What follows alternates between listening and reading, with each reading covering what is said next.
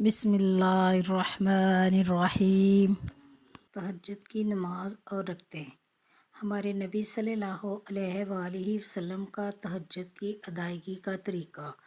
تہجد رات کی وہ نماز ہے جو بعد نماز عشاء سونے کے بعد درمیانی رات میں اٹھ کر پڑھی جاتی ہے۔ اسلام کے پہلے دور میں جب 5 نمازیں فرض نہیں ہوئی تھیں، اس وقت تہجد کی نماز فرض تھی، اور معراج کے موقع پر جس رات حضرت محمد صلی اللہ علیہ وآلہ وسلم آسمان کے معجزاتی سفر پر گئے تھے، جب معراج پر آپ صلی اللہ علیہ وآلہ وسلم کو 5 نمازوں کی فرضیت کا حکم ملا تھا، اس وقت تہجد کی نماز نفل عبادت میں بدل دی گئی تھی۔ انعام کا باعث نفل نماز۔ نبی صلی اللہ علیہ وآلہ وسلم تہجد کی نماز کو خصوصیت کے ساتھ پڑھا کرتے تھے۔ تہجد کی نماز صرف نبی صلی اللہ علیہ وآلہ وسلم پر فرض تھی۔ تہجد کی نماز 2 رکعت سے لے کر 8 رکعت تک پڑھی جا سکتی ہے۔ ہر ایک اپنی استطاعت کے مطابق پڑھ سکتا ہے، 2 رکعت، 4 رکعت، 6 رکعت یا 8 رکعت۔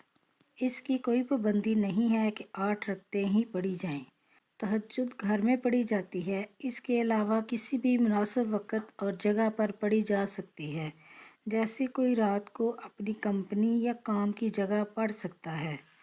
سیدنا ابو امامہ رضی اللہ تعالیٰ عنہ روایت کرتے ہیں کہ رسول اللہ صلی اللہ علیہ وآلہ وسلم نے فرمایا، تہجد ضرور پڑھا کرو، کیونکہ وہ تم سے پہلے صالحین کی روش ہے اور تمہارے لیے اپنے رب کے قرب کا وسیلہ ہے، گناہوں کو مٹانے کا ذریعہ ہے اور مزید گناہوں سے بچنے کا سبب ہے۔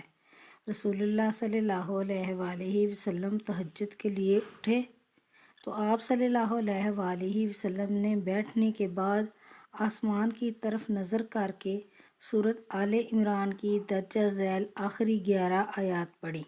رسول اللہ صلی اللہ علیہ وآلہ وسلم نے فرمایا، اللہ تعالیٰ اس شخص پر رحم فرمائے جو رات کو اٹھے اور نماز پڑھے اور اپنی بیوی کو بھی بیدار کرے، اگر وہ نہ اٹھے تو اس کے چہرے پر پانی کے چھینٹے مارے۔